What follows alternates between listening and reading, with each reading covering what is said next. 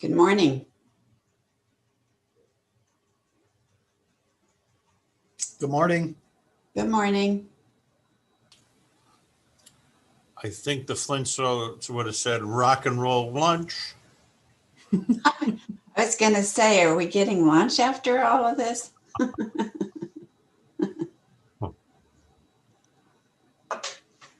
Is my voice loud enough? It is? Yeah, I think it's good. Yeah, we can hear you. All righty.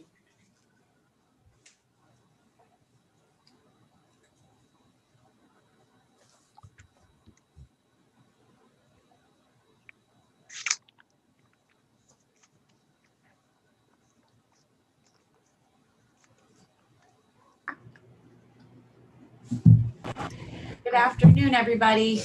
Robin, I don't have it in my calendar. Why is it not in mine though? Just waiting on a couple of others to hop on the line. What do you mean the right one? It's right here in my calendar. Sorry.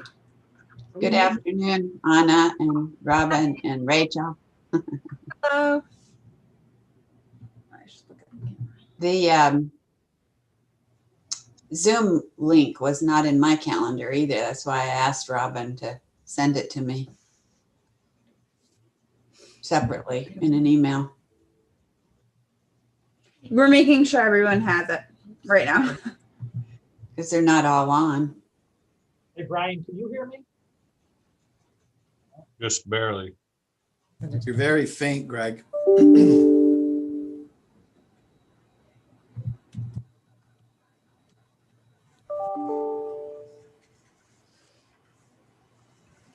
All right, Anna and Rachel, what did you guys ever do without cell phones and computers in your hands back 10 years ago? No idea. I try to think back to before I had a phone glued to my hands all the time. Is that 202? Imagine being a school teacher with 30 of them sitting in front of you. Better? No. Brian? Work. Robin asked me to apologize on her behalf for any technical difficulties this morning. Well, we have to have somebody to blame, you know? Right away. You can blame me. It is, when I look at my calendar, it's in there. So I don't know why it's not in anybody else's.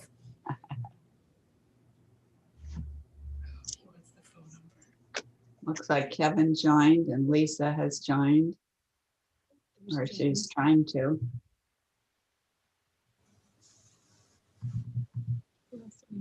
And Jay. Good afternoon. Hi, Jay. How are you, Ann? Good. How are you doing? Doing all right. Let me turn my video on here. Hi, Lisa. How are you? Good. I know, Rex. Oh, I listen to Tony and Joe. Well, I just recently forgot. So.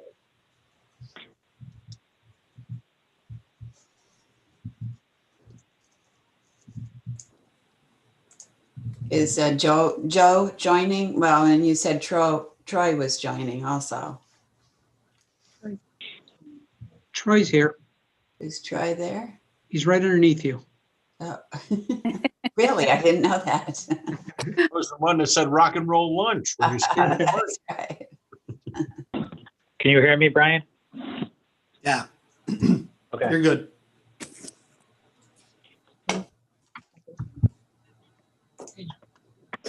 So we're waiting for Rhett. I'm on. You're on. Okay. I apologize, Ann. I just texted Tony the information, so hopefully. And Lydia? Mhm. I don't see Joe.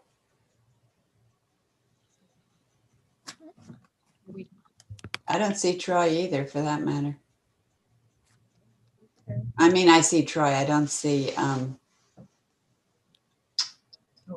Yeah, Tony, not yet. I did just Tony, right. send the information. Robin, forgive me. I just finished the meeting and I was rushing. I see what you sent out a couple minutes after noon, so my apologies. No, my apologies for confusing everybody.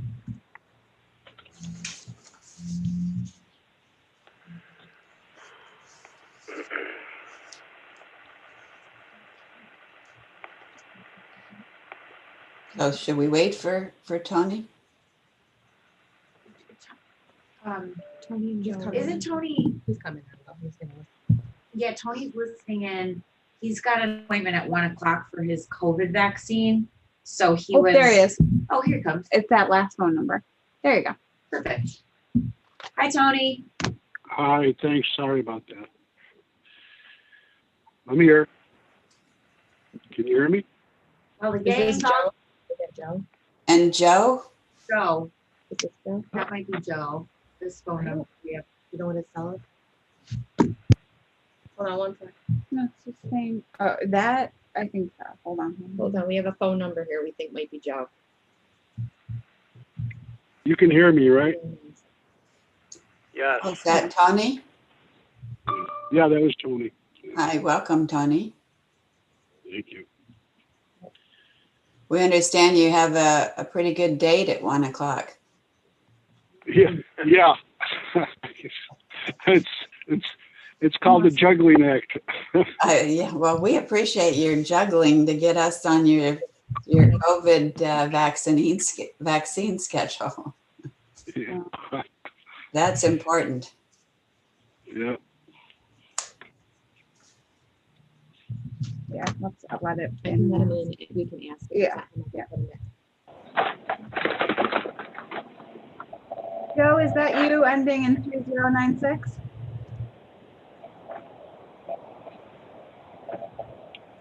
Hello. Yeah, this is Keith. Oh, we're gonna put you back in the waiting room for now. We're looking for a board member. Okay. There he is, Joe. It's like one of those pop-up games that had Okay, now we're good. Joe's on. Hey, whack-a-mole. There you go. Okay. Hi, everybody. hi, Joe. Hands back together. Okay, I think the gang's all here, right? Yes. So we'll go ahead and call the meeting to order. Are we live? Yep. You're all set. We're all set. Okay. Welcome, everyone. This is our annual meeting, which is certainly one of our most important meetings of the year, where we get to approve some terrific projects and project modifications. And Anna will give us an update on the projects we've had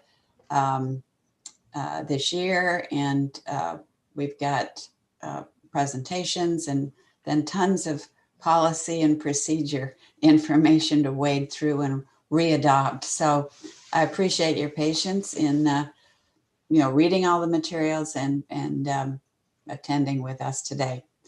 So the first item on the agenda is to approve the minutes from the February 16th meeting. Is there a motion? Royal motion. Second. Thanks, Troy. And there's a second by Brad. Rhett.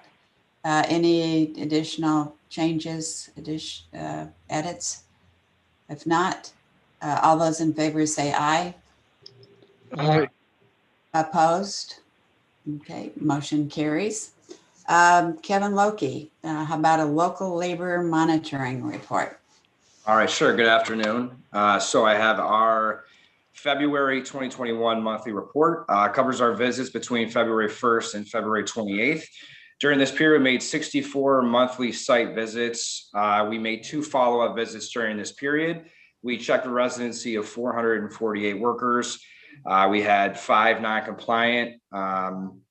Those were over 2 jobs. They were all proof of residence. As of February 28th, 2021, all monitored sites were in compliance at the time of our inspection. We had 4 new COMIDA signs delivered. One was A50EB LLC. One was Hyzon Motors Incorporated, 441 East LLC, and John Street Realty LLC. Thank you. Any questions for Kevin? I have a Yes, question. Sorry. So do I. Tony? Yeah. Kevin, do you inspect sites on weekends? I've had to inspect sites in the weekends in the past if there's a suspicion of foul play of any kind. So I have done that in the past, but not routinely. Okay, thank you. Sure. Kevin, I have, this is Troy. With this second Amazon getting ready to break ground, and we can see that this site's probably at any given time going to have hundreds of construction workers. How are we going to be able to monitor that site along with your other workload, as you reported at what, 438 people? Mhm. How are we going to manage the number of 700? Well, I mean, I guess it all is a matter of what the daily headcount on that project's going to look like. With James Murray Coleman, much as I've suggested with the other ongoing Amazon project, is that all workers have their OSHA cards and their proof of driver's license put into binders, so that we go through the process. They have to, on the current Amazon project we have, everyone has to sign a day log and a sign-in sheet, so that we can basically go ahead and quick reference the sign-in sheet to the IDs that we have on file to make sure that everyone's compliant. Like with the ongoing Amazon project, there's not a huge amount of activity just yet, but once we start to see more MEPs on the project and some other trades, it's going to be a lot busier than it currently is. As right now, it's not a problem, but again, it's working with the applicant to ensure that they have all the means to have proof of residency on file for everyone they're bringing on the site. Generally, they'll copy that information when they have their training sessions. Usually all workers go through a training orientation. At that point, they collect their IDs, OSHA, proof of residency. And again, we can quickly reference that with the sign-in sheets for some of these bigger projects. So it hasn't necessarily been an issue yet. I guess we'll address it kind of when we get there, when they become more cumbersome. Okay, thank you. Any other questions for Kevin? Okay, thank you, Kevin. You're off the hook. Appreciate you. it. Great job. Have a nice day. Thank you. Thank you, you too. Brian LaFountain will review the local labor exemption report with us. Brian? Thank you, Ann. Good afternoon. Today I have 2 local labor exemptions to report on. The first one was for the Clarkson Renewables LLC project. This exemption was related to the installation of the racking system or the racking foundations at the project site. Essentially, there was a warranty in place from the manufacturer that required them to utilize their own contractor to handle the ground screw foundations and the installation of the proprietary ground screw installation equipment. So we called around and we talked to lots of local folks. Even though it was a warranty issue, we talked to multiple other contractors in the area, and they confirmed that they did not have the equipment necessary to do this work. So that one was exempted, was a company called Terra Smart LLC out of Florida to do that work. The second exemption was related to the Rochester Joint Schools Modernization Program. Specifically, it was at East High School. Again, this was a warranty situation where at the high school, the manufacturer of all of the steel lockers throughout the school required the installation of these lockers to be done by their authorized master distributor or certified installers of the lockers. The exempted contractor actually was not Penco. Penco Products was the manufacturer. There was a company called Craftworks that they utilized to install the steel lockers there, again, required by the warranty. Okay, thank you. Brian, any questions for Brian? All right, thank you very much. Thank you. Have a good day. Thank you, you too. Real quick question on the lockers. There was nobody here locally who could do that work? That's not the case. We reached out to the manufacturer who requires them to use their certified master distributors or certified installers. We asked them if there was any way that they could utilize some local folks to supplement their crew.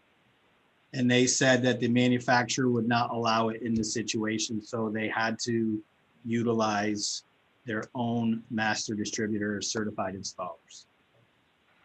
Thank you. Sure. Jay, to your question, I did request from Craftworks to give me an explanation of their certificate and their curriculum for that certificate to no avail. Didn't get it.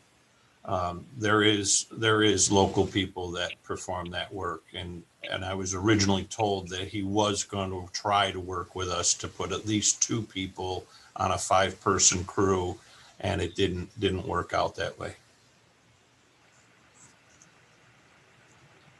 Thanks, Troy. Okay, thank you. Any other questions for Brian? All right, thank you, Brian. Thank you. Have a good afternoon. You too. Okay, Greg Genovese, our financial report, please. Sure. Through 2 months of our fiscal year, you'll hear more about the audit later today, but again, you can see our balance sheet continue to pick up steam here after the end of the year. After a little bit of a down year, we've bolstered our cash back up significantly, just really based on the projects that we have closed in January and February. So it's another banner month. And again, so typically when we have again, I think that January was probably the best January on record. Right. And so typically you may have a little bit of a down, right? Because it's timing, right? It just, it's hard to predict. And Rachel and I are kind of trying to work on some predictive analysis that we can kind of have a better, but it's really hard. But typically you may see a February dip, and our February was basically $10,000 less than last February, which is still really strong, because our last January was $950,000 less than this past January. So all moving in the right direction, right? All this build up, and we talked about, hey, it's gonna open up and we're gonna close, and we're obviously starting to see that. So our cash, our balance sheet, all of that is reflected in these financials here. And as you can see, year to date, in terms of revenue to budget and actual, I mean, we're not even comparable. We're so far ahead, but again, that'll gets lumpy, right? And where things happen. So all off to a good start. Obviously there were significant projects closed in January and February, and I still think there's a pretty good backlog to come here. So full steam ahead in terms of what the plan is for to close out, to continue on the year. Okay, great. Any questions for Greg? I know you'll join us on the conversation of the financial audit. So, right, later. Okay, all right, let's move on then. Thank you very much. We'll move to our projects, and the first project is Fab Exchange, Inc. Anna, would you like to review that with us? Thank you, Anne. Fab Exchange Incorporated recently purchased the ON Semiconductor facility on Lake Avenue in the city of Rochester. Fab Exchange is a strategic private equity firm specializing in the acquisition of semiconductor and electronic manufacturing services businesses. AIM Photonics is currently located in the facility with 28.5 FTEs and will remain with the organization's TAP facility. TAP stands for Testing, Assembly, and Packaging. Integrated photonics, the use of light for applications traditionally addressed through electronics, is used in many areas, including telecommunications, laser-based radar, and data communications, and is the focus of AIM Photonics. This $2 million project is projected to create 7 new FTEs over the next 3 years. The applicant is seeking approval of sales tax exemptions only.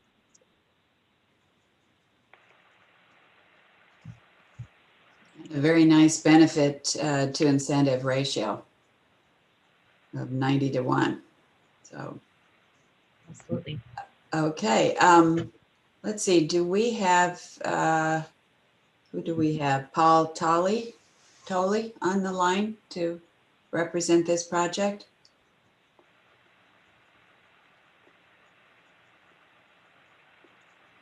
Paul, are you with us?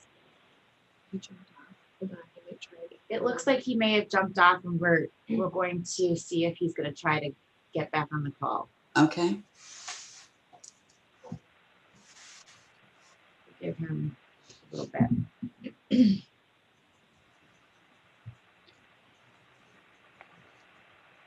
Yep. What? Oh, yeah. And you can offer to answer questions. Okay. I can offer to answer questions, and of course we've got Lydia and Robin here, both of whom are pretty well versed in the project. Are there any questions that perhaps we could answer? Looks like we have additional ownership information on page 44. There's additional descriptions on this on pages 44 and 45. Very exciting project. So any questions on that?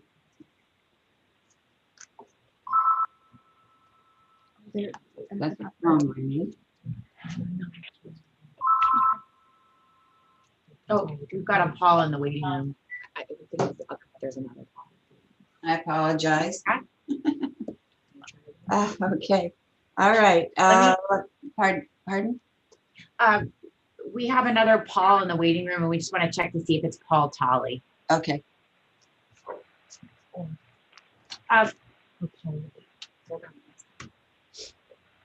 Paul, is this Paul Tolley or Paul White? This is Paul White. Oh, sorry, Paul. Okay. That's we were okay. waiting on a different Paul. We're going to put you back. We're going to put you back in the waiting room. Understood. All right. So false alarm there. Sorry about that. We can move on and Okay. your discussion. All right. There was no need to have a public hearing. I am assuming that they've answered our questions on our local labor policies. Anna? And the applicants are required to sign our local labor page of the application, and staff does ask them these questions in advance of the meeting. So we do that in writing already to the applicant, but we'll confirm that post meeting. I assume Paul is just having a connection issue. Okay. So the seeker process is complete, and we'll now proceed with reading the resolution, Anna.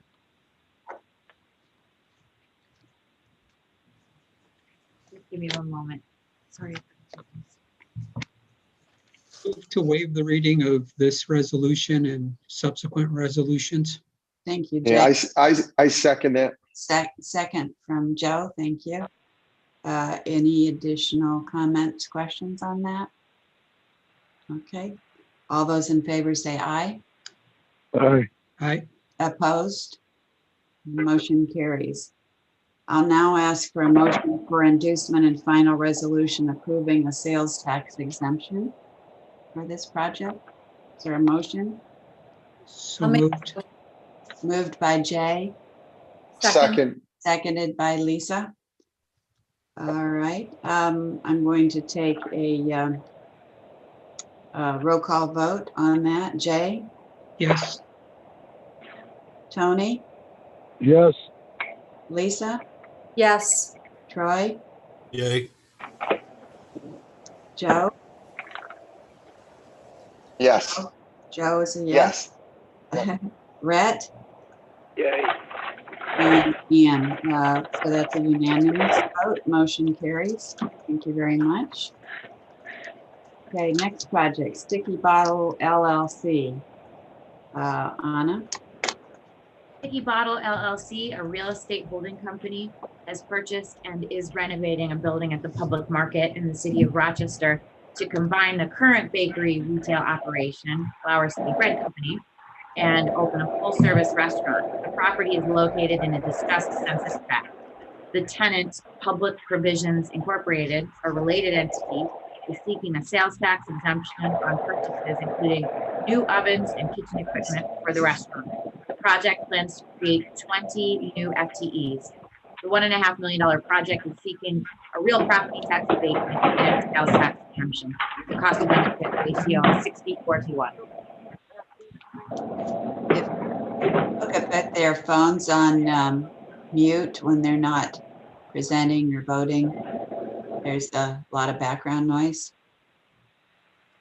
Okay, thank you. So that's a terrific project. Do we have Michael Earn with us? I'm sorry, Keith Myers for Sticky Bottom? Yes, I'm here. Yeah, I'm here. Can you hear me? Yes. Good morning, Keith. Thanks for joining us. Anna just reviewed your project, but we'd love to hear your comments. If there's anything you'd like to elaborate on, sounds like a terrific site there at the public market to combine the Flower City Bread Company with a full service restaurant. Yeah, we've been at the market since 2010, and I currently lease space, a very modest amount of space at 52 Public Market. And about a year ago, the building next door, which has been Zimbeck Wholesale Florist, Lou retired, and the building came up for sale, and I was able to purchase it. It's a much larger space, which I'm very much looking forward to. And so the plan is to, expand with the restaurant, which is an industry that I was in before I opened up the bakery here, and eventually relocate the bakery there. But phase one right now is just to get a restaurant in there. Great, and it sounds like the building itself was in quite disrepair. Yeah, I mean, it's structurally it's in pretty good shape, but it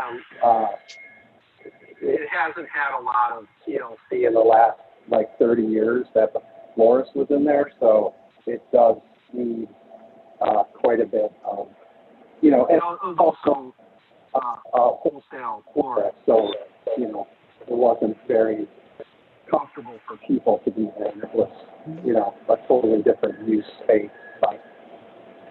So we're going to try to remedy that. Okay, great. Do we have questions from the board on this project? Keith, will you be serving a breakfast, lunch, and dinner? Yes, the plan is to be open 7 days a week for breakfast, lunch, and dinner. Okay, it's going to cause me to gain some weight. But. Well, yeah, currently, I mean, the Saturday morning is the big, that's the big day at the market, and we think we're hoping that weekend with, we have Cure here and Fiorella here, and hopefully we can just keep rolling right into the evening and make this a vibrant place. Other than that, each Saturday morning time frame, I think we can. So. No, thank you. Okay. Any other questions? All right. There was a public hearing held on this project on March 18th. Rachel, any comments at that meeting? No, there were no comments. Okay. And Keith, I'm going to ask you a few local labor questions. Are you aware of our local labor policy? Yes, I am. Okay. Do you anticipate any local labor exemptions at this time? I do not. And are you aware that any exemptions need to be requested 45 days in advance? I am aware of that, yes. Okay, great. Thank you. The seeker process is complete. We have waived the reading of the resolution, which we all have in front of us. And so I'll now ask for a motion for inducement and final resolution approving the real property tax abatement and sales tax exemptions. Is there a motion? So moved, Rhett.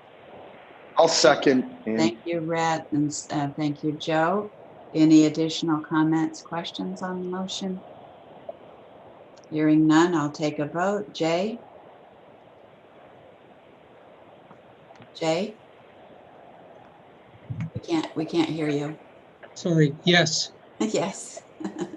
Tony? Yes. Okay. Lisa? Yes. Troy? Yay. Joe? Yes.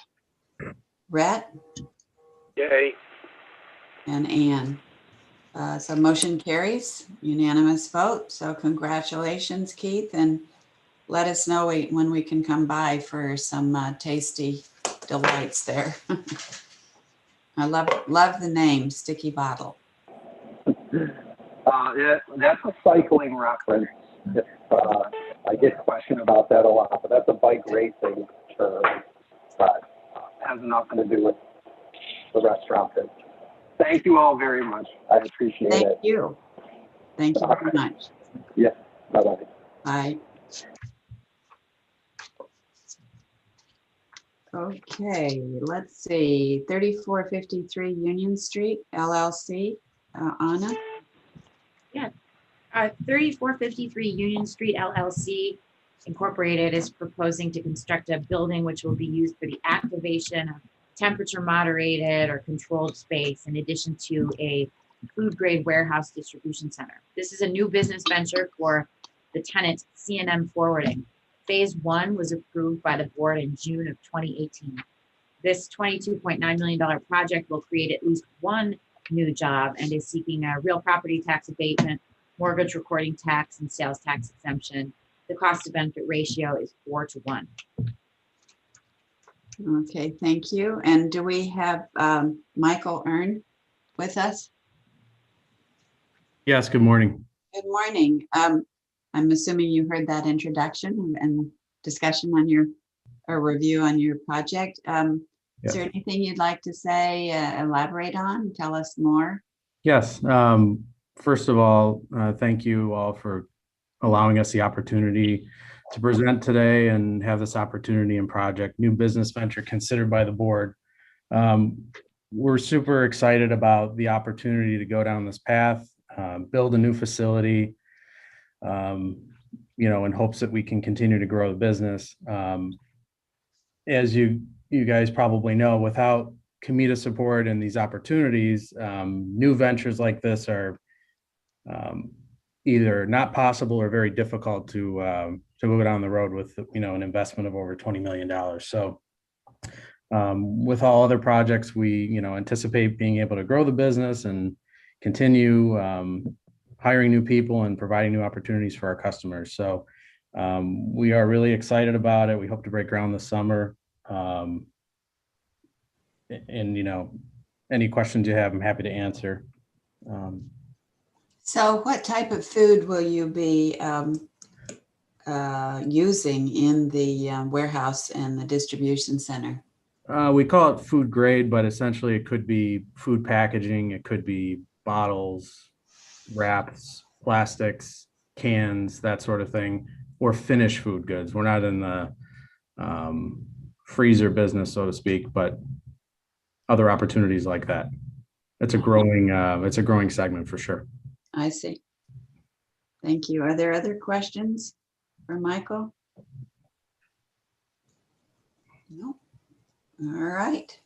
I believe there was a public hearing held on March 18th. Rachel, any comments from that hearing? No, there were no comments. Okay. And then Michael, I'd like to ask you some local labor questions. Are you aware of our local labor policy? Yes. And do you anticipate any local labor exemptions at this time? No, not at this time. And are you aware that any exemptions need to be requested 45 days in advance? Yes.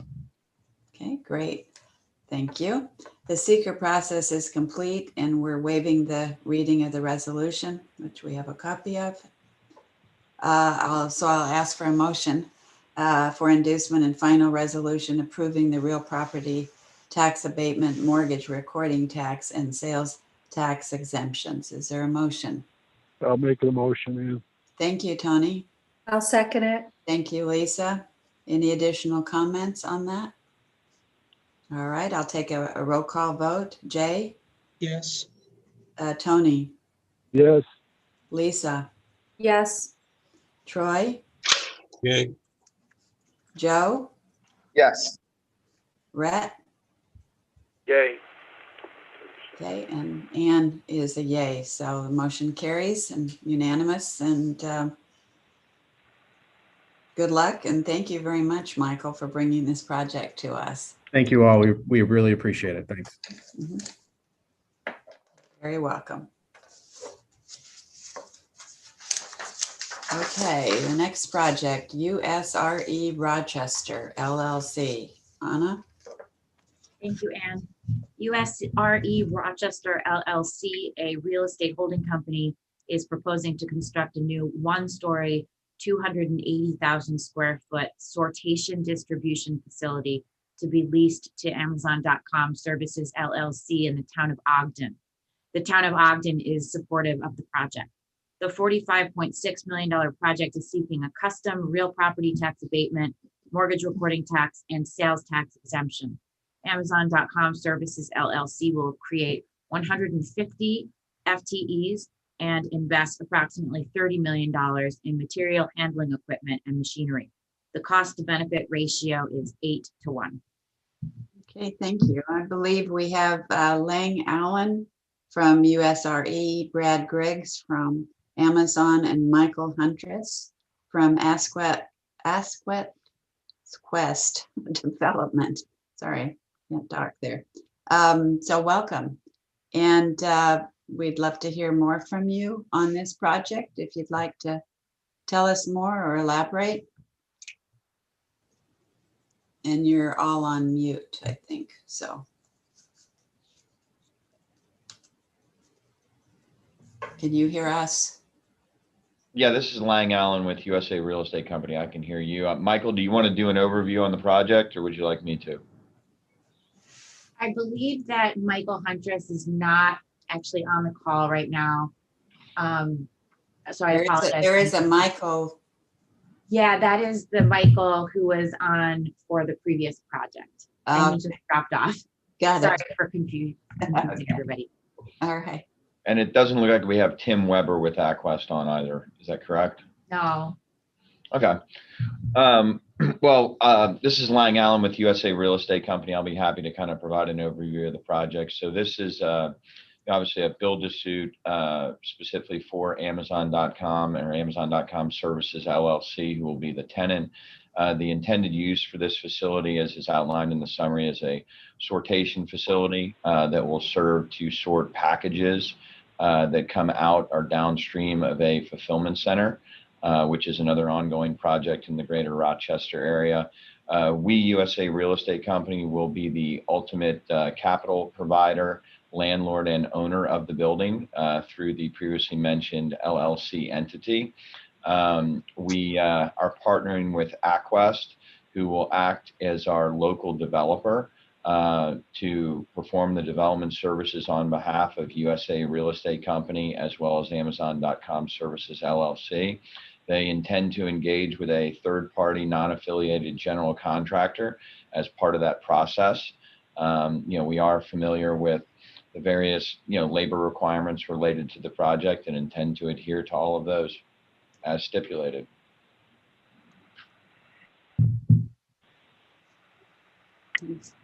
Brad, making any comments? Thank you, Lang. I would like to ask a question. So wait just a second, Troy. Is Brad going to make any comments? Good afternoon. Yes, I would just like to thank the board for their consideration for the proposed project. We're excited about the opportunity to continue potential expansions in Monroe County as it relates to our fulfillment network and this middle mile sortation facility that we're proposing here in Monroe County, as Lang described. Okay, great. Troy. So when we talk about local labor and the waiver process, how do you, when you transfer these properties over, as we've experienced in the last two, make sure that the general contractor and Amazon understand the 100% local labor waiver? On the second Amazon project, I don't know where the disconnect is coming into play, but there was an invitation to bid for an electrical outfit out of town, out of state. Now, how do you tell the board you don't anticipate any local labor waivers and you understand the 100% local labor waiver and the 45 days? To explain to the board, I guess, is how does this process get to the point where it's allowed that we understand 100% local labor waiver and we invite an out-of-state contractor to bid work? How are they going to, and what pool of resource are they going to use to come in and add the work? Well, this is Lang Allen again, and I mean, I think, I'd rather address that specific question as it relates to the other project with, the inclusion of the Trammell Crow Company, who is, I believe, acting as our development partner, if you're referring to the Rock One project. I think the simpler answer from a high level is, to the extent that local labor is available to perform the activities, I think that is something that has been pursued, and waivers have only been pursued in the event that local labor is unable to perform the activities in accordance with the pricing and the schedule as demanded by the project. I just want to make sure that when we do present and come to the board, that when you're asking for an incentive, that when you agree to the labor policy, that this goes to the general contractor and they understand the policy. I'm confused on how we're going to be able to, if in fact this outfit does get awarded, where is the pool of resource for the local labor going to come from? That's just my concerns with local labor. And also a reminder to the board on this second Amazon that originally the discussion was 5%, 10%, 15%. My gut's telling me on the second phase of Amazon, we're going to see upwards close to 25% waivers for local labor, and it has the construction here in Rochester concerned. And may I interject a comment as it pertains Yes, to right. legal documents? We do have all recipients of benefits from COMIDA sign a local labor certification prior to receiving any benefits. Both the project owner and operator, which in this case would be USRE, are required to sign the local labor certification along with the general contractor. In this case, it would be Aquest. So the message is delivered via legal documentation. Okay, thank you. Lang or Brad, any other comments on that? Any other questions from the board? And I have a question. This is for Brad. Brad, this is your third facility here in Monroe County. Can you just give me a week in the life of these facilities? How they interact between the three of them and your other facilities. Sure. So there's one in Greece. Mhm. There's the one currently under construction, and then there's this one. Sure. So from that perspective, the project that has already been broken ground and under construction, we've completed due diligence. That is a last mile delivery station.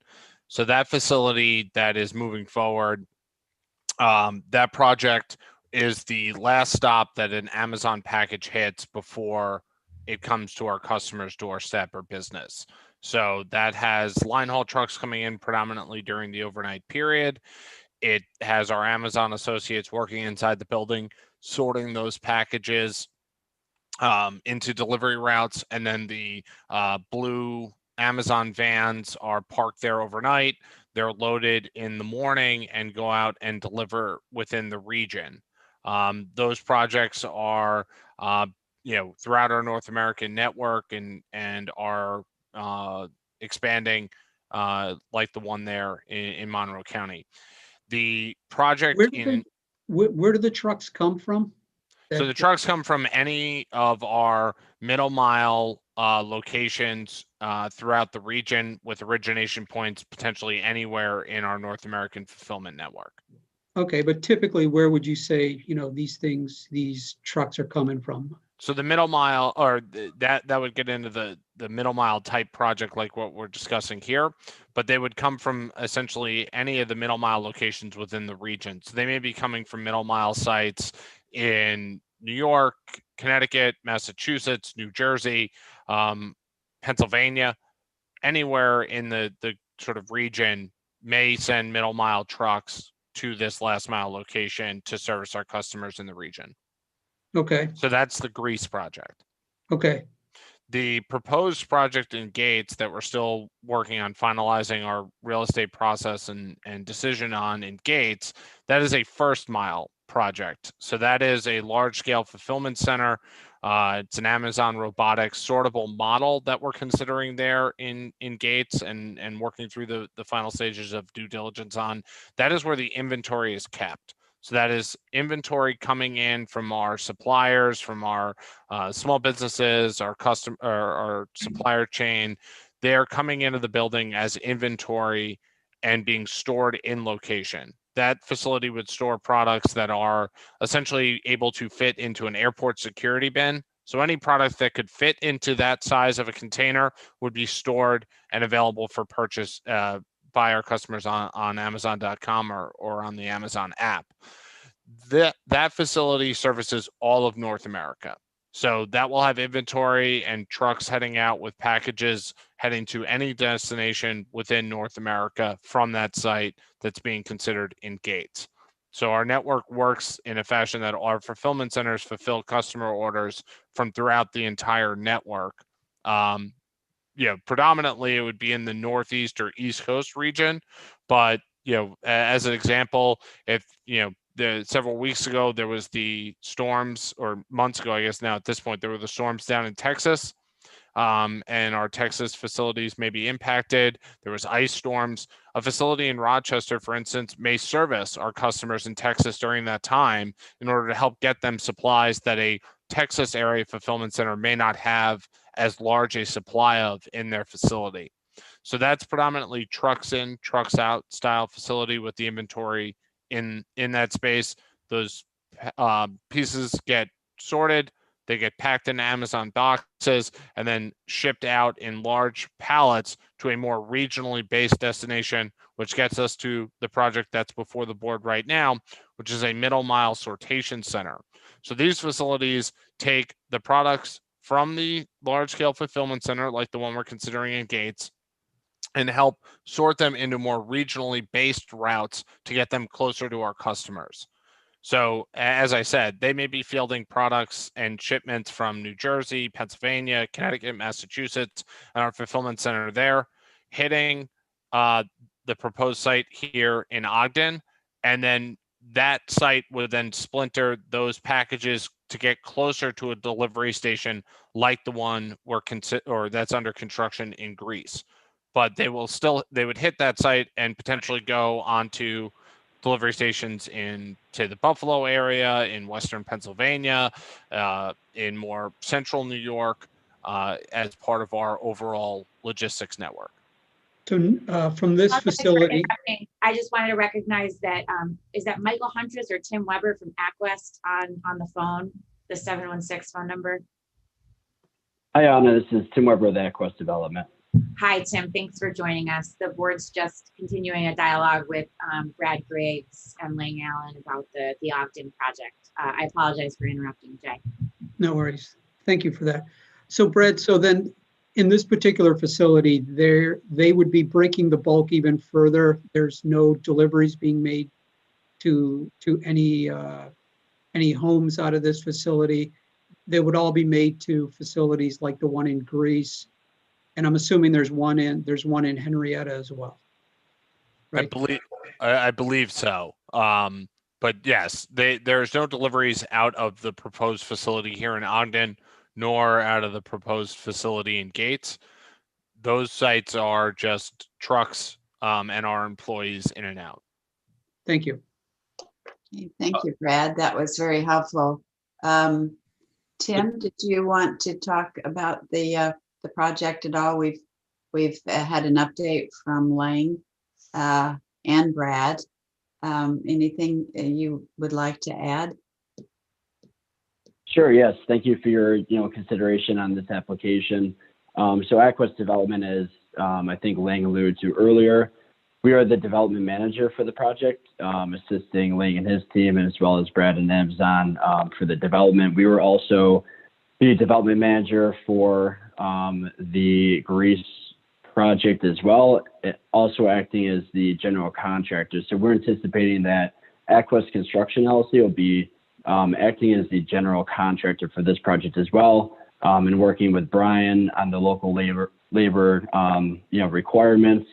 We'll continue to work with Brian and everybody there at Monroe County to proceed with the projects as we have with the Greece, New York project as well. So we're familiar with the policy, and we're looking forward to moving this project forward. And we will let the team know what the exemptions are that will be required, but we don't see any at this point. Okay, are there other questions? Thank you for that, Tim. Any other questions from the board? I had one question for Tim, Okay. and this relates to something Lang brought up. He said, as part of your local labor, you have, a couple of requirements. One is strictly the availability of local labor, which I get. And if they're not available, it's understandable that you have to go outside. But then Lang, you also mentioned that there's a price point you need local labor to hit in order to proceed. Jay, I don't actually think I referenced price. I think I referenced schedule and availability. Schedule is really one of the larger challenges on these projects. Just because there may not be the availability of labor that is able to obtain the schedule. Okay, I'm sorry. I thought I heard price in there as well. No, I was really referring to, these schedules on these projects are extraordinarily tight from a delivery perspective. And so really for most of these projects, we find it challenging, and Tim can add to this, the availability of local and regional labor that can accommodate the manpower necessary to meet the schedule. Okay, very good.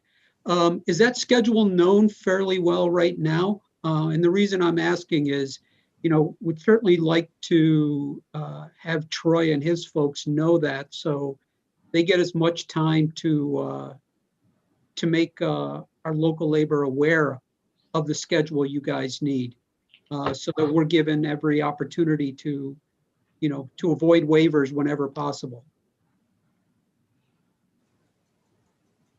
Sure. So we're working with the town of Ogden right now. We are anticipating starting construction in about 30 days from today is the hope on the project.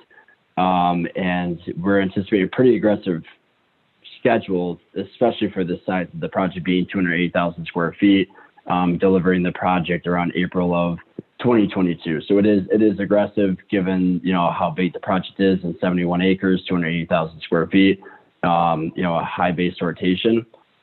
So it is aggressive, and we'll continue to work with Monroe County as needed. Whatever contractor you use, will they put together a schedule that can be shared so we know what's coming and we're not, we're not constantly behind the eight ball? Most of the large projects I've been involved in, the contractor usually puts together a CPM schedule. Yep. Yeah. So we can provide the schedule to monitor. I'm sure the same thing is occurring with Trammell Crow and the other project there in Gates. So we'll continue to do the same thing. When would we be able to see that schedule, particularly Troy? I think a schedule would be available in the next 30 days. Okay. That would be really good. Troy, I think that would be helpful for what you're looking for as well. Tim, I have one more question. Are you anticipating using Fabcon as the tip-up provider on the third project? So we are bidding out the prefabricated concrete panels at this time. There's a chance that we would use Fabcon, again, just because they are working on our grease facility, but that's not known at this point as we will be bidding that work out. Are you aware that FabCon was the #1 OSHA violator in the fourth quarter of 2020 with 10 serious, 5 willfuls, and 1 death? And my concern is when we bring responsible bidders and we give local labor waivers to these contractors, that we are conscientious of their past history and practices.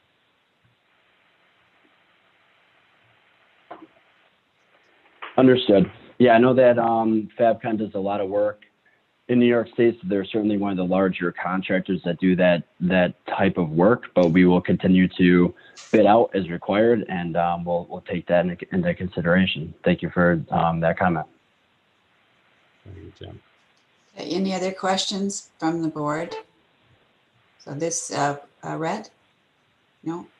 Okay.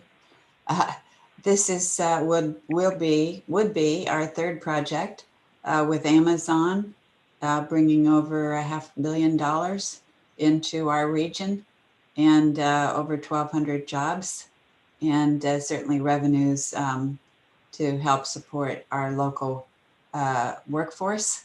And so we're honored that you have picked Rochester, the greater Rochester area, to build these facilities, and we can all, take advantage. Your success will be our success. So we appreciate that very much. Okay, there was a public hearing held on March 18th. There were no comments. No comments? No comments or public participation. And I'll ask, perhaps, is it Tim to answer the local labor questions, or would that be Brad? Actually, Lang should answer the local labor question. Lang, are you aware of our local labor policy? Yes, I am. And do you anticipate any local labor exemptions at this time? As Tim indicated, we don't at this time, based on where we are in the project. Okay. And are you aware that any exemptions need to be requested 45 days in advance? Yes, we are. Okay. The seeker process is complete. We're waiving the reading of the resolution since we have it in our packets. But I'll now ask for a motion for inducement and final resolution approving a custom real property tax abatement, mortgage recording tax, and sales tax exemptions. Is there a motion? I motion, Ann.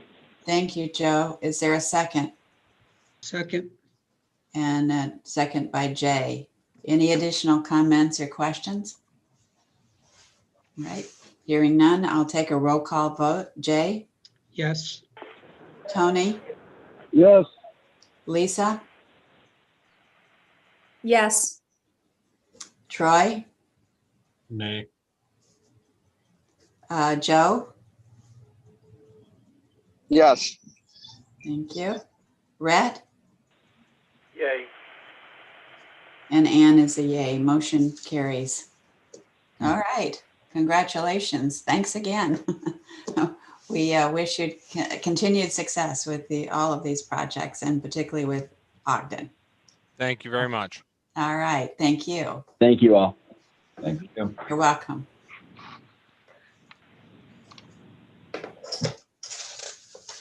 Okay, now we'll move on to project modifications.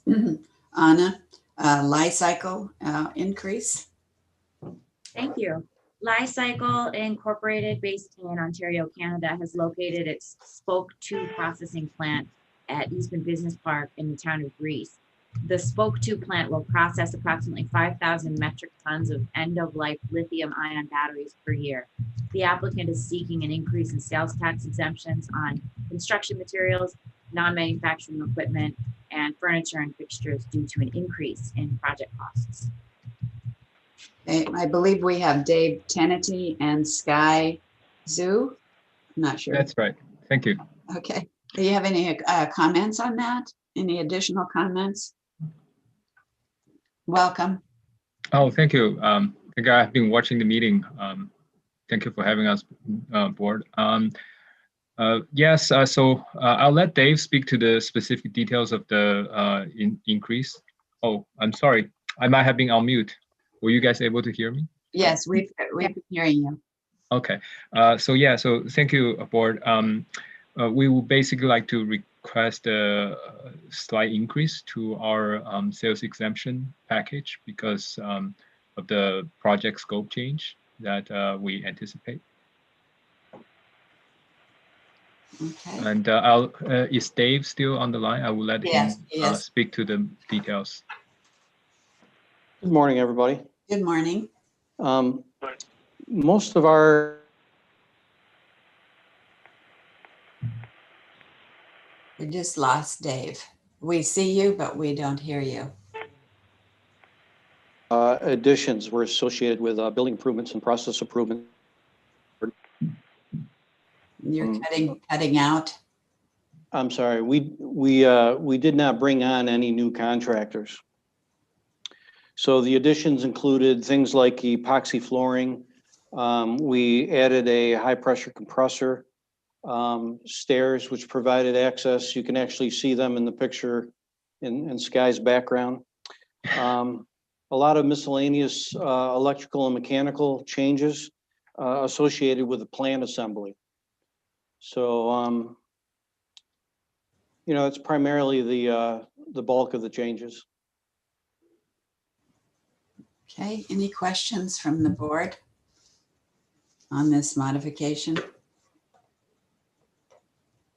All right, we are waiving the reading of the resolution, so I'll ask for a motion to approve an increase in the project costs of $424,550. Motion? So moved. Rhett. Thank you, Rhett. Is there a second? Before we go through the, can we have Wait just a minute. Is there a second? There's a motion on the table. Second by Jay. All right, Troy. Can we please remind of the local labor policy? If you recall, this was the epoxy floor Dave mentioned was a spilled milk that we had to deal with. An outfit out of New Jersey came in and applied that floor without a local labor waiver. And after the process was done, then we addressed it. Could we please make aware of, if this increase and other projects come forward, that there is still local labor attached to this? Yeah, we recognize that was our mistake, Troy. The epoxy flooring contractor, that's a unique skill set. It's a flooring system, and you know, I was not aware that it was so difficult to find, quite honestly. But we just could not find a local contractor to do that. And there is a small component of this change associated with that addition. But we will definitely be aware of that in our future projects. Thank you, Dave. All right, thank you. Any other questions? So we have a motion on the floor. Any additional comments or questions? Hearing none, all those in favor say aye. Aye. Opposed? Motion carries. Okay. Thank you, Dave. Thank you, everyone. Thank you so much. Team for joining us today, and Sky. We like your equipment there in the back. Oh yeah, we actually have a virtual tour recorded, or I guess if you guys are in the facility, I guess we can arrange a real tour in person. That sounds good. We might take you up on that. Yeah, well, I'll find the right person to speak with. All right. Thank you. All right. Thank you. Thank you, everyone. Bye for now. Okay, IEC Electronics Corporation increase. Anna? IEC Electronics is purchasing and renovating a building in the town of Chilai. IEC Electronics was considering New Mexico as an alternate site, but chose to expand in upstate New York. The project is projected to create 150 new FTEs over the next 3 years. The overall project costs have decreased, however, Certain project costs have been reallocated to components of the project that are subject to sales tax. So as a result, the applicant is seeking an increase in sales tax exemptions of $200,000. So this is, do we have Tom Barbado with us? Yes, Tom's on. Good afternoon. Tom, is there anything any other comments you'd like to add? No, I think that was a good summary. We've just gotten some additional information on the project costs, and that's what's leading to the revision on the sales tax request.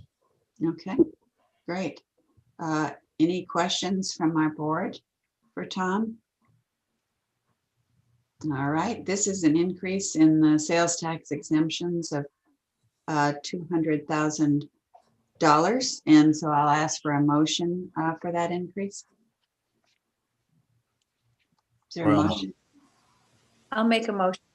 Thank you, Lisa. Is there a second? Troy will second. Thank you, Troy. Any additional comments? All right, I'll take a roll call vote. All those in favor say aye. Aye. Aye. Opposed? Motion carries. Thank you. Thanks for everyone's time. I appreciate your support. Thank you for continuing to stay and grow in Monroe County. We appreciate that very much. Okay, Apple Latta. Anna? Thanks, Ann. Apple Latta 2 LLC is constructing an extensive senior housing project in the town of Greece, originally approved in May of 2015. An extension of the sales tax exemption was previously approved December 31st, 2022. The board originally approved mortgage recording tax exemptions on a mortgage or mortgages totaling up to $46,880,000. To date, the applicant has financed approximately $26 million. Sal. Project costs of $9,172,797. The total project cost is now $67,772,797.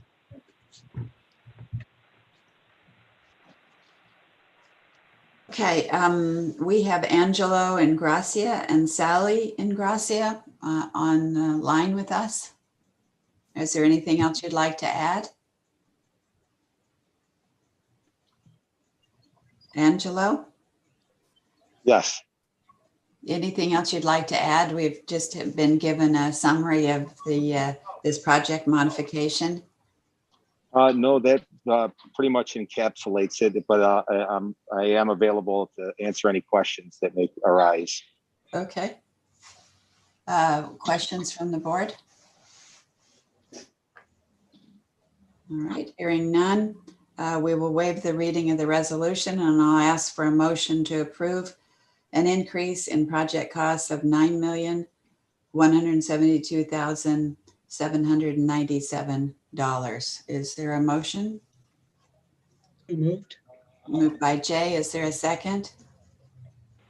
Second, Rat. Thank you, Rat. Any additional questions? All those in favor say aye. Aye. Aye. Aye. Opposed? Motion carries. Okay, thanks, Angelo. Oh, thank you and all the board members. Much appreciated. Thank you so much. You're very welcome. Thanks for joining us. My pleasure. Okay, A50EB LLC, Anna. A50EB LLC, a real estate holding company, is proposing to redevelop the vacant aqueduct buildings in the city of Rochester. Phase 1 of the project was originally approved in September of 2020 to construct a new 2-level parking ramp. The total project was originally estimated at $22 million. The project is pivoted to address the growing need for remote work-live apartments and flexible co-working spaces. The applicant is now requesting an increase in project costs of $11 million. The total project cost is now $33 million. And we have Peter, thank you, Anna. We have Peter Landers on with us. Yes, good afternoon, Chairman Burr and board members. This is Peter Landers of A50EB LLC, and I'm here on behalf of my partners, Jim Costanza and Rob Sands, to request an increase in the amount of the project funding or costs for an additional 11 million. Just in the way of background, as Anna mentioned, the original application we submitted in September had a total project cost of 22 million.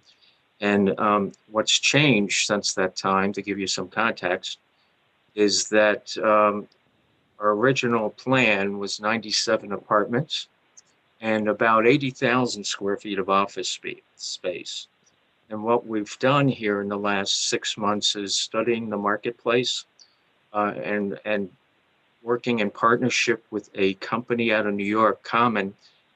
We have come up with what we believe is an innovative work-live design that will be more attractive to people that work remotely. And the result of that is the project is now approximately 75% residential versus commercial office space. So a couple things here. We've increased the number of units we will be renovating. So we've gone from like 97 apartments, and you'll see in the application, it says 115 units and 144 beds. And the result of that is when you renovate and go to a higher density residential model, which is also a more affordable rent, the result of that is higher cost, higher construction costs. But we believe it better addresses the market need where it is today in terms of remote working and flexible co-working spaces. So we're still going to be doing some office, but it'll be in a different format, flexible co-work space. Are there any questions? So the parking garage was the first phase, and that was the pilot agreement. This phase is only for sales and mortgage recording tax exemptions. You know, we'll certainly monitor the job creation requirement for the garage, but there's no increase in jobs as part of the or requirement on jobs as part of the $11 million amount requested on this change. Chairman Burr, just a little background. As far as hiring additional employees, we anticipate that there will be probably on site 4 or 5 full-time, call it leasing and property management people eventually, once the project is completed. I think in addition to that, we believe, you know, those are the jobs that are quantifiable. We believe that this concept of remote work and creating units that have work zones within the apartments will attract people from outside the area. So there'll be we will hopefully attract people that work for other companies to come to Rochester and work out of a unit at the aqueduct. So it's addressing this shift that's underway. Right. Where people are migrating from New York City to upstate, from other larger cities to secondary markets or smaller cities or rural areas in many cases. So we believe there's a indirect, call it, job component to this that's not quantifiable. So that's something just to keep in mind. Okay, thank you for expounding on that. Any questions from the board? Peter, what are you looking at for rents? Jay?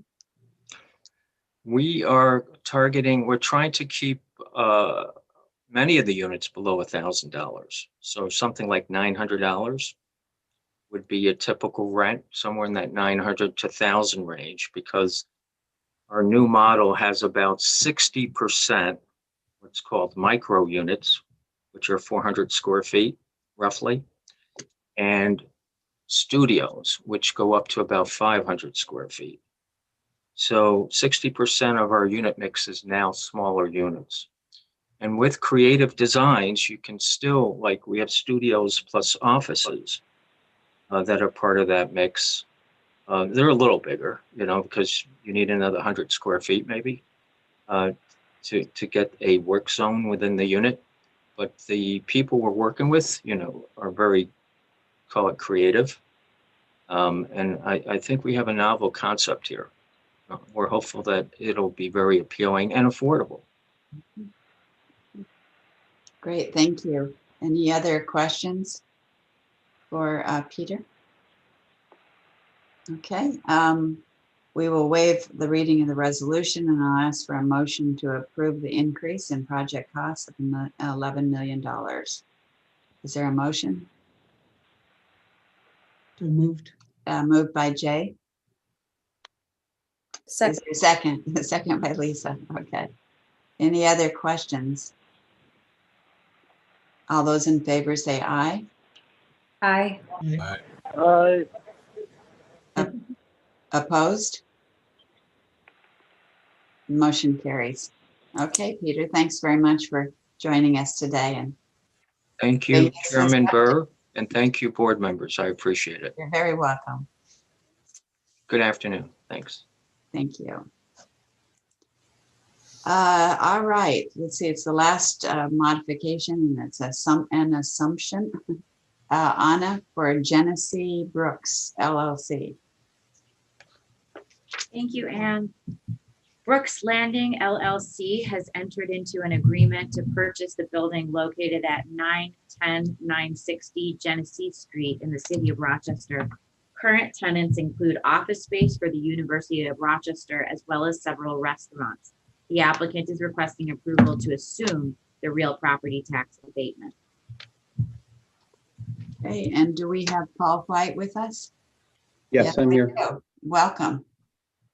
Thank you. Anything you'd like to elaborate on? Any other comments on that?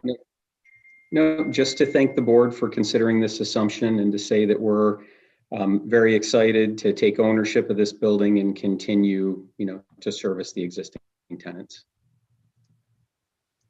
Okay, any questions for Paul?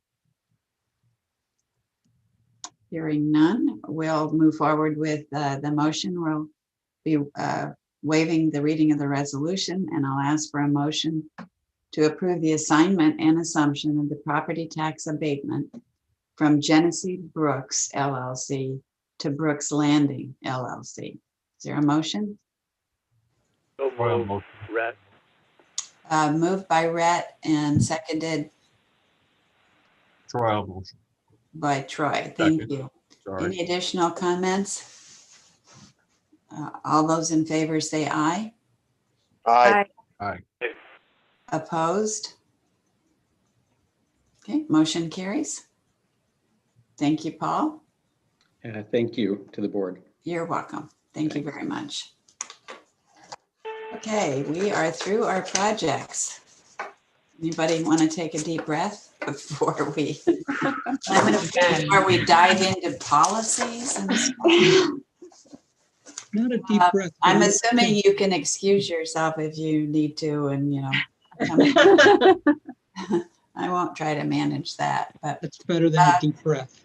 that's right. So Anna, you're first up to talk to us about the comprehensive plan funding request. Thank you, Anne. As you may recall, about a year ago, I presided over my first COMIDA board meeting, and the county executive, Adam Bello, came and spoke to this board and indicated that at some point, I think he thought it was going to be sooner than it ended up being, but at some point he was seeking this board's support for an update to Monroe County's comprehensive plan, which, as I've mentioned before, hasn't been updated since 1972. Of course, a lot has changed since 1972, and there are a lot of policies and issues and infrastructure challenges that have arisen in the decades since that time that this comprehensive plan update would look to address. Many municipalities within the county, well, I shouldn't say many, but a handful of municipalities have updated their comprehensive plans more recently, notably the towns of Henrietta and Pittsburgh, I know off the top of my head. So our team here in pursuing this effort would work with all of those municipalities and incorporate their findings as part of this initiative. The county has gone ahead and selected a consultant, a woman-owned business, environmental, it's ERP Associates. It's a locally owned firm. And the county executive is seeking to, is requesting approximately $200,000 from this board to pay for the comprehensive plan efforts. This plan will take approximately 2 years to complete, and I have asked that the team working on the comprehensive plan periodically update this board on their efforts and the work that they're performing, as COMIDA would essentially be contracting with them through the county to perform the work. Our mission is tied to economic growth and revitalization and job creation and wealth creation in Monroe County, as well as addressing issues of economic inequalities and infrastructure challenges. And this comprehensive plan update will seek to answer some of those important questions and provide recommendations to pave the way for the future and future generation. And so with that, I'm seeking a motion from this board to approve $200,000 to be allocated to Monroe County to pay for an update to the Monroe County Comprehensive Plan. Very worthwhile project indeed. Nice to be a part of that. Any questions for Anna? All right, I'll ask for a motion to approve the funding to Monroe County for the comprehensive plan not to exceed $200,000. Is there a motion? I'll motion in, Thank Joe. you, Joe. Is there a second? I'll second. Thank you, Lisa, for the second. Any other comments? All those in favor say aye. Aye. Opposed? Motion carries. Okay. Thank you all very much. And you have another item or two, actually, Anna, but this Yes. is on the our real estate matters. Thank you. You may recall from our previous meeting, we discussed contracting with Pyramid Brokerage Services to help us market and ultimately sell the acreage that COMIDA owns on Brew Road in the town of Riga, New York. We issued an RFP earlier in the year, and Pyramid was the only firm that responded to the RFP. And thanks to this board, we had dialogue back and forth with Pyramid to reduce their original proposed commission, which was at 10%. We moved the figure down to 8%, and we had an additional back and forth, and we've settled on the 8% figure, which would be, Robin, can you chime in and help me? It was 8%, but 6% if they work with another agency. It's 6% if the listing team sells the property. Right, okay, so the request, what we settled on was that the sale commission would be 6% if the listing team sells the property, and then 8% for anyone outside of that listing team, including other Pyramid Brokerage Company associates. So I'm seeking a motion from the board to authorize a contract with Pyramid Brokerage for the sale of our Brew Road, the listing and sale of our Brew Road acreage. Okay, thank you, Anna. Any questions for Anna on that? All right, I'll ask for a motion to authorize a contract with Pyramid Brokerage Company to market and sell land owned by COMIDA on Brew Road in the town of Rica. A motion, please. I'll motion. Thank you, Joe. Is there a second? Yep. Thank you, Jay. Any other questions? All those in favor say aye. Aye. Aye. Opposed? Motion carries. Thank you. I have no discussion items, at least not right now, but I was next on the agenda.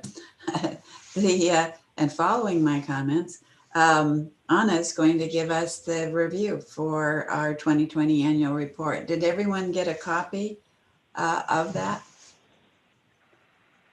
Her annual report? Robin, it wasn't sent out to everyone, but we're going to do a screen share, and Robin can send a PDF copy of this presentation out to all of you right now. But if you don't mind bearing with us as we screen share, if that's No, that's okay. fine. Great. Well, thank you again for all of your time and support and volunteer efforts as members of this board. This is my, I guess this marks a little over a full year that I've been presiding over the board as executive director. So thanks for bearing with me. You'll notice on the cover page here, we've got our spiffy new logo that we think looks very good, and it matches up with the MCIDC logo. So we had a busy year. This slide shows you the breakdown of projects by municipality. Got the city of Rochester with 16, Henrietta with 8, 3 in Gates, 3 in Chili, 2 in Greece, and then the remainder, and 2 in Pittsburgh, and then the remainder each with 1 project. The overall benefits to incentive ratio average throughout the course of the year was about a little over 5.5 to 1. And I'll run you through some project highlights to recap the year. First off was 800 Parker Hill Drive, LLC. This was a real estate holding company constructing a 40,000 square foot office building on 6.9 acres in the new Panorama Park development in Penfield.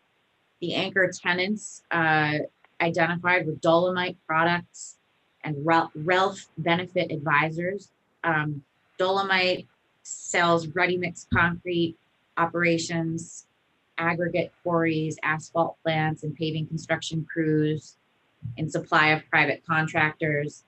And Ralph Benefit Advisors provides insurance and employee benefit services. This was an $8.6 million project projected to create 13 jobs. Next, we've got Calero Software, Buckingham Properties LLC.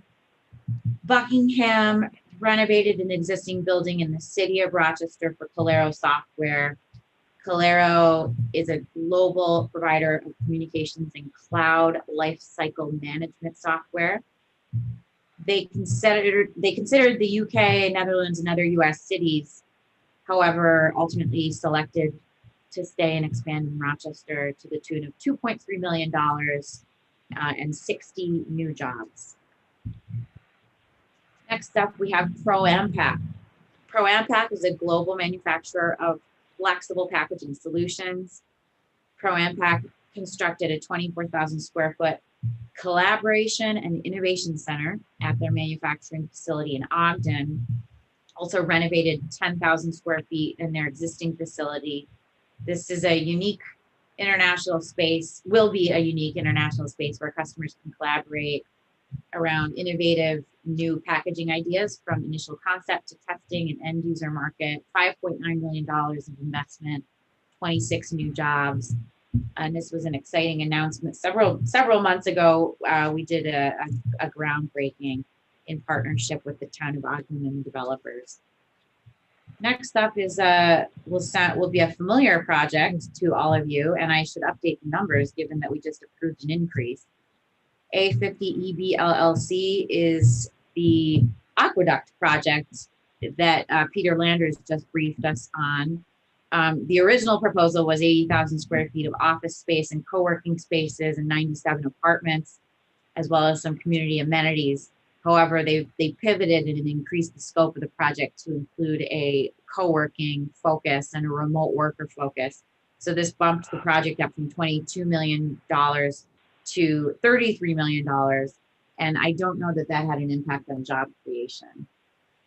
I believe we're still at 2 jobs. I think And then that's correct. Yeah. Galena Development Corporation is on the next slide. This is the Innovation Square project, you may recall, the redevelopment and renovation of the iconic Xerox Tower downtown. Galena acquired the 580,000 square foot building to create what they're describing as a collaborative, academically focused campus in which students from multiple academic institutions can live, learn, and innovate. Galena has formally partnered with colleges and universities in Monroe County to get their sign-off and involvement.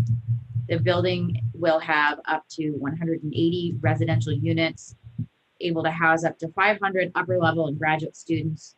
Phase 1 includes acquisition, which has transpired, demolition of 5 floors of office space, which I understand is underway, construction of 5 floors of student housing units, construction of a new building entry driveway from Broad Street to Chestnut Street, and a new lobby. This is a $32.5 million project with $17.4 million approved as part of phase 1 in 2020. So they will be coming back to us. And three jobs are slated to be created as part of the project. However, there will be businesses locating in the facility as well as an incubator. So greater job creation will be stimulated by the project when it comes to full fruition.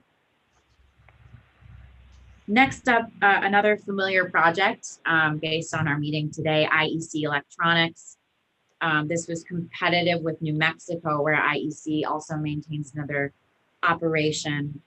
IEC is headquartered in Wayne County, our neighbor, and they purchased and are renovating a building in the town of Chilai. And the scope of this project did increase under our project modifications today. The original scope was for $5.7 million, but for today's meeting, the investment increased to, let's flip through the right page. It originally was 5.75 million. Now they request it, sorry. It was because the overall costs decreased and certain project costs were reallocated, certain components of the project that are subject to sales tax increased. So the applicant sought an increase in sales tax exemptions of $200,000. Next up, we have Hyzon Motors Incorporated. This is an innovative hydrogen fuel cell technology company purchasing and renovating a building in the town of Mendon. Hyzon provides zero emission hydrogen fuel cell mobility projects and is expecting that the demand for its products will increase tremendously over the next few years. This is a $5 million investment projected to create 100 jobs. A great project. And then last but not least, our good friends at Amazon. In 2020, this board approved the first of 3 Amazon.com related investments in Monroe County, this one in the town of Greece, the last mile warehouse. This is an e-commerce distribution facility for consumer products to be occupied by Amazon Services LLC. This building is, construction is moving ahead of schedule per AqueQuest development. And we're looking at completion in the summertime and potentially hiring people to work in those 75 jobs in the month of September. It's a 180,000 square foot facility located on a 75 acre parcel previously owned by AqueQuest Development, located within the confines of Eastman Business Park.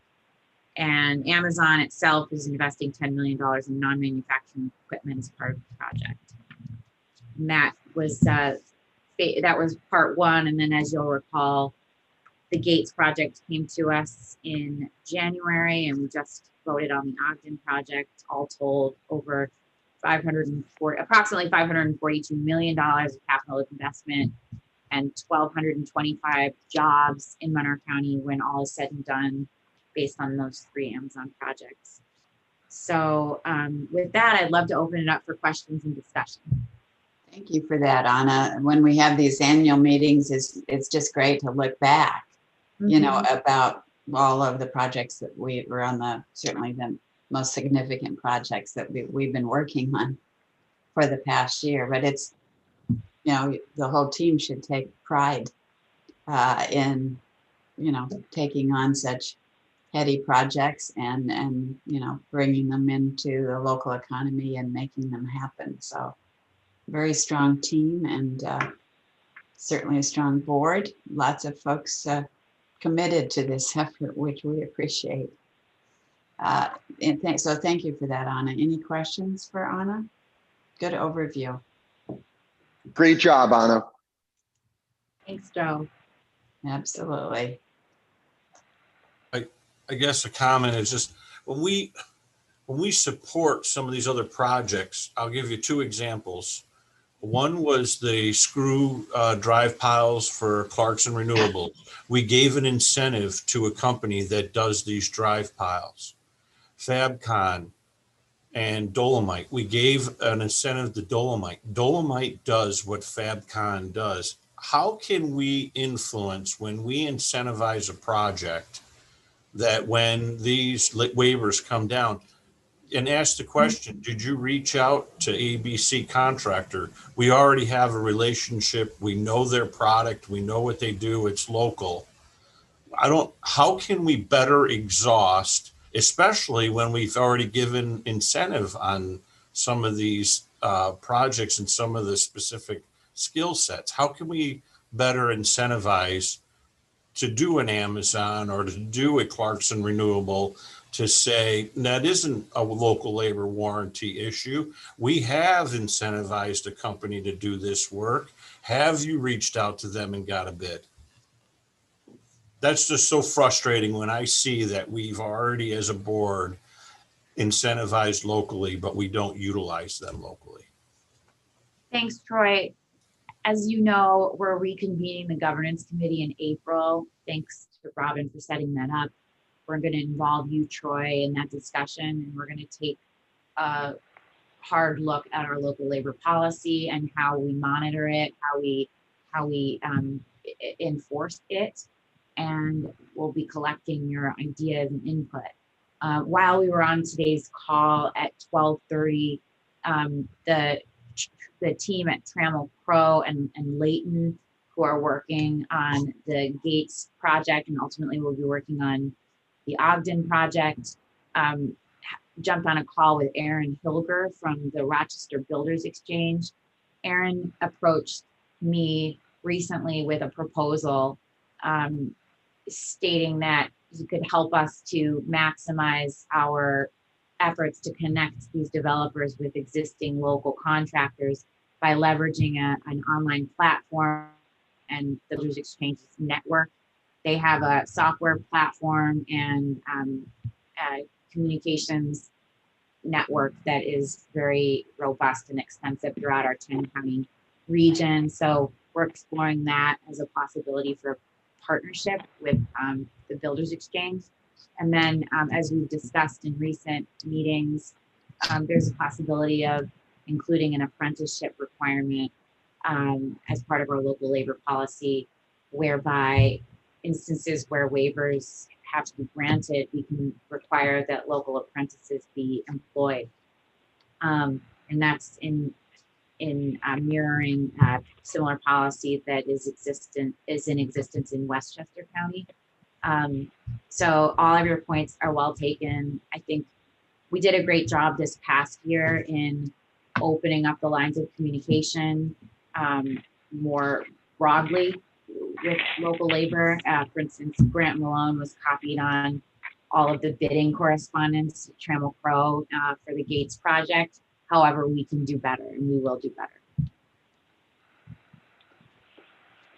Thank you for that, Anna. And, you know, I know Jay's going to wrestle that to the ground. In April, we do have that governance committee meeting to just look at all of our local labor policies and make sure that they're doing what they need to do for us for the benefit of making sure all those jobs come to us. So. Not that I want to add anything, another agenda item, but I do also at that meeting want to revisit the housing policy. I know we've started the discussion there as well. At the governance committee, I would like to bring that to, drive that to whatever conclusion we want to have there as well. That's been lingering out there, and I don't feel like I feel like the questions are getting raised, which are all good questions, but there's no good, it doesn't help to raise questions if we don't act upon those. I think the idea for that next governance committee meeting was to have proposed changes come into actually, what is it that we're recommending? What are the changes that we Agreed. Yeah, I just wanted to make sure that evaluate. Yeah, So, we're doing that for local labor. I just didn't want to lose the housing either. I thought housing was still on there, but you're probably, you're right to bring If that it's up. not, I reinforce it. Yes. So, Thanks, Jay. And I have an action item on my end to sit down with the county executive pretty soon to talk about housing. Because beyond cases of, multi-unit dwellings with no affordable component, we also have this dialogue with the city regarding the choice program. And my directives have been with regard to choice, and the proposed changes from the city, if we as a board and as a team here take issue with anything that the city is proposing, then we don't have to proceed with it. The county executive is not concerned about that particular program. So I'm going to sit down with him before we convene the governance committee and make sure that he's up to speed on all of the concerns that you've shared with us regarding housing and the choice program, et cetera. Yeah, and just for the record, I don't have an issue with the choice program. It's a question of where is that program implemented. Mm-hmm. Certain parts of the city, that is a fantastic program. If that program is going to be used on East Avenue, then I do have issues with it. Right. It's not that I know that the whole city is called a distressed area, but I think we as a board, and we know this community better, that we can cut it finer than the U.S. Census Bureau. Absolutely. Okay, any other comments on that? All right, shall we sail right along and go into the committee reports? And I'll start out with as chair of the audit committee report that we met on March 16th. We reviewed the draft 2020 audit and accepted it. And we reviewed the audit committee charter and recommended a readoption of that with no changes. And we also discussed the audit committee's self-evaluation, and we reviewed our internal controls and financial accountability and our whistleblower policies. And with that, I'd like to introduce Tom Zuber and John Rankowitz from Mengel, Metzger, and Barr, who led the audit effort for us. And I believe you have some comments you'd like to make. Sure. Good afternoon. Thank you for inviting us here today. And as Ian mentioned, we did meet with the audit committee back in last week. I think it was March 16th. And we did have a very good discussion relating to the financial statements. There's a lot of good information in the audit report. Certainly our audit opinion, it was unmodified. Within that 30-page document, there's a management discussion and analysis, which really is a nice summary that just highlights some of the key items that took place during the year, and then the remaining financial statements. So a lot of very good information. And this year obviously was a little bit more challenging because of COVID, as you're all aware. So although you did see a reduction in the overall net assets, one of the reasons for that is the IDA decided to participate or work with the IDC in an emergency loan program. So that was a little over $1 million that this agency provided. So that's one of the key drivers of that. Obviously, the fees were also down slightly, but certainly that was a major factor. But overall, the financial condition remains strong for the organization. We also issued an internal control communication that really was a follow-up to something we talked about last year, and that the agency has corrected the prior year procedural item. So that's very positive. There were no new items we noted this year. And the other document we talked about was the letter of communication, which is just a required communication between the auditors and the agency.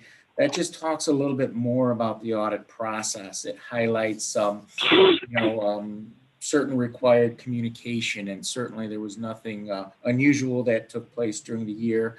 There was no disagreements with management, no uncorrected or significant audit adjustments, no difficulties as part of the audit process. So overall, the audit went very well, and certainly, the authority is doing a very good job relating to their internal controls and checks and balances. Okay, thank you, Tom. John, did you have any comments you wanted to make?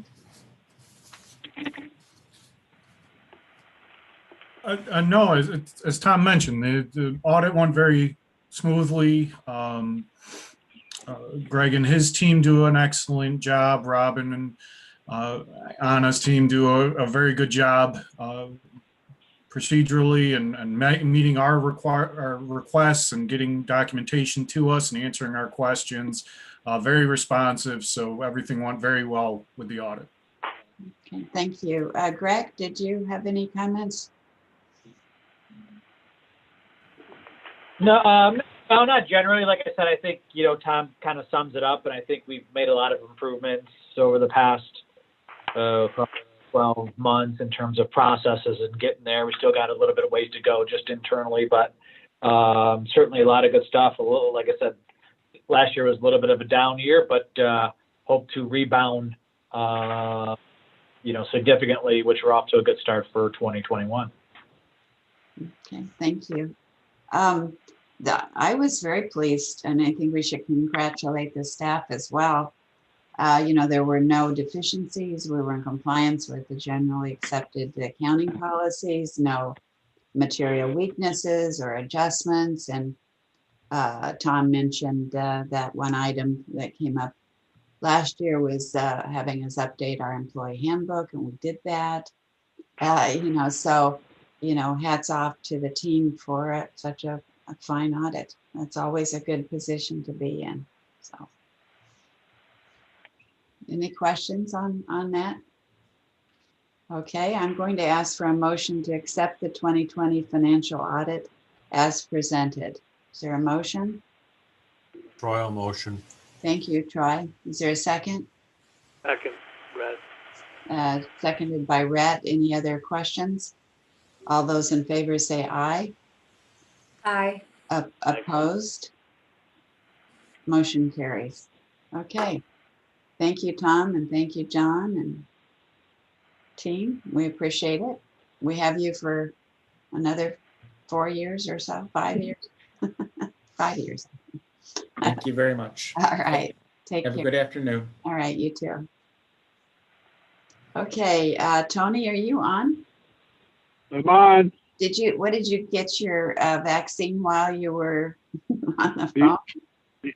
Yeah, it was somewhere around about 25 minutes ago. So. You are a loyal supporter, my goodness, and you must be feeling okay. Well, yeah, but I haven't grown any more hair on my head, but I'm still waiting. There's always hope, right? Yeah. So you are going to give us the finance committee update. And Yes, we met, and thank you. We met on the 16th of March, and we reviewed the fee schedule, the finance committee charter, and the investment and deposit policy, and disposition of property policy, and procurement policy as well. And the board, finance committee board, saw that everything was in place with those, and I recommend to the full board that we adopt all of those. Okay, thank you. Thank you, Tony. Any questions for the finance committee? All right, Jay, governance committee report. Thank you, Ann. The governance committee also met on the 16th, and we reviewed a whole host of policies, which are listed on the agenda.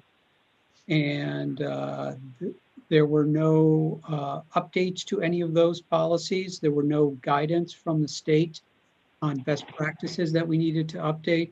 The one notable change that I want to alert the board to is the pay equity policy, which we did adopt earlier. And just want to note that that is not an update, but that is a relatively new policy. Right. And the governance committee is recommending that the board re-adopt all of those policies listed without any alterations.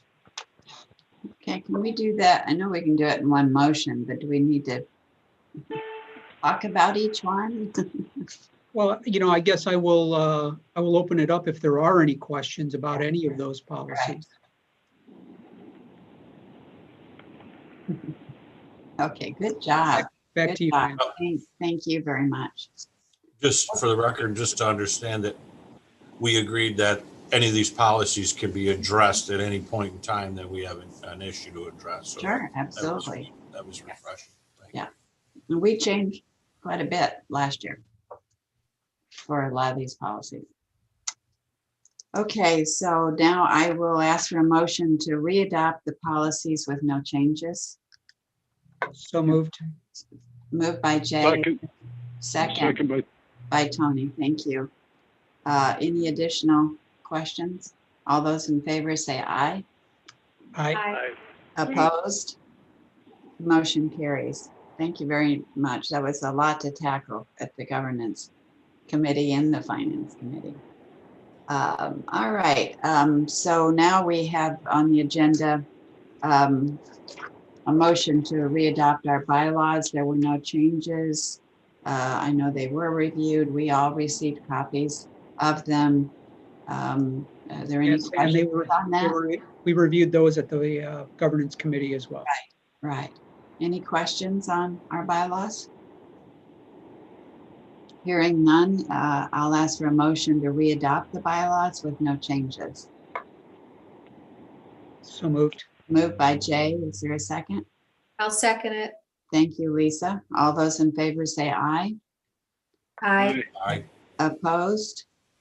Motion carried. Thank you. We also need to approve our mission statement and performance measures, which I know you all did get a copy of that. And Jay, that was reviewed in your committee. Any questions on those items? All right, I'll ask for a motion to readopt the mission statement and approve the performance measures. So moved. Moved by Jay. Second. Second by Seconded Tony. by Troy. Any questions on that? All right, all those in favor say aye. Aye. Aye. Opposed? Motion carries. The next item on the agenda is the appointment of the committee members and the adoption of charters. This coming year, the audit committee will be comprised of Ann Burr as chair, Troy Milne, and Rhett King. The finance committee will be comprised of Tony Melio as chair, Lisa Bolsner, and Rhett King. The governance committee will be led and chaired by Jake Popley, and with members of Tony Melio and Joe Alaco. And then the annual compliance review committee will be chaired by Ann Burr, along with Troy Milne, Lisa Bolsner, and Joe Alaco. So I'll ask for a motion to adopt the committee membership as discussed and readopt the committee charters with no changes. I'll motion in. Thank you, Joe. Is there a second? Right. Seconded by Rhett. Any other questions? All those in favor say aye. Aye. Aye. Opposed? Motion carries. We're whipping right through these. All right. The election of officers. Ann Burr serves as chair, Jay Popley vice chair, Lisa Bolsner secretary, and Tony Melio treasurer. Our ethics officer is the chair of the audit committee. Our contracting officer is the executive director. And I'll ask for a motion to elect the officers as discussed. So moved, Rhett. Thank you, Rhett. Is there a second? Second. Second by Jay. Any questions? All those in favor say aye. Aye. Aye. Opposed? Motion carries. Congratulations. All right, the last item on the agenda is the survey that you all participated in. And so we have, and you've been given, I think, a summary of the results of the confidential evaluation of our board performance. This is what, these are the thoughts that you have in terms of, do you feel well informed? Or do you know what the policies are? Do you know what our mission statement is? Do you know why we're here? There were about 16 questions, I think, or so, that all of you completed the survey. And I'm happy to report that, there's a lot of unanimity on our board in terms of how we think and, about all that we're doing, and have a strong understanding of it and so on. So there were, many 5, 6, and 7s all under the agree category. There were a small number on the somewhat agree category, and an even smaller number on the somewhat disagree and no disagreements.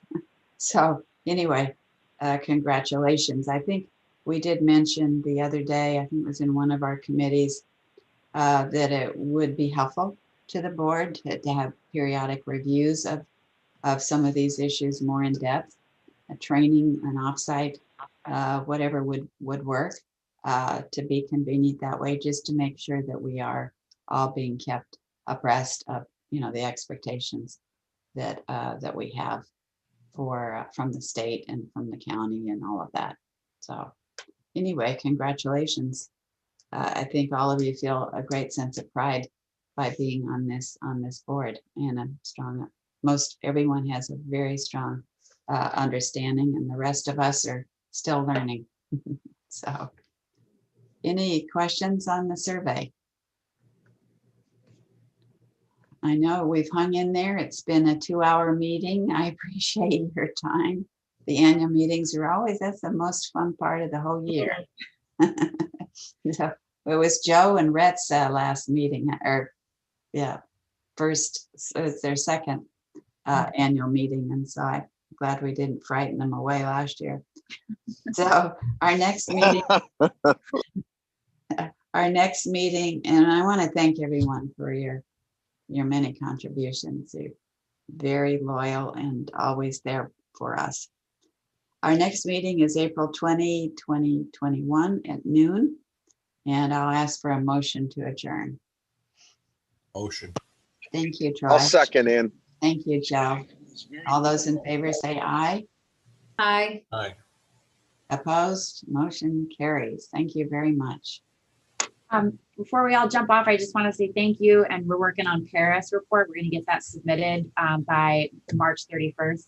And I want to give Robin kudos for managing all the logistics for our crazy month of March. So thank you all.